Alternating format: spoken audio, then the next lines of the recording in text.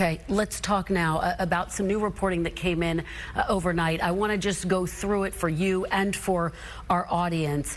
3 U.S. citizen children have been deported with their mothers. Now, this is according to the Washington Post. The family's lawyer says one of them is a 4-year-old with stage 4 cancer, deported without medication or ability to contact doctors. The family's lawyers are also saying their clients were denied communication with family and legal representatives before being deported, and it's raising concerns about the issue of due process, that it's being violated. So let me ask you, is everyone on U.S. soil, citizens and non-citizens, entitled to due process?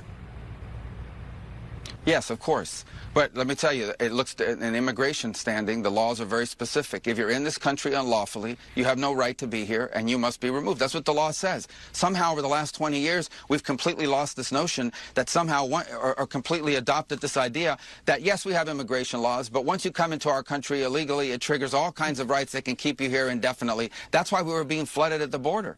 And we've ended that, and that's why you see a historically low number of people not just trying to cross our border, trying to cross the border into Panama, all the way down in the Darien Gap. I mean, it's been a huge help for those countries as well.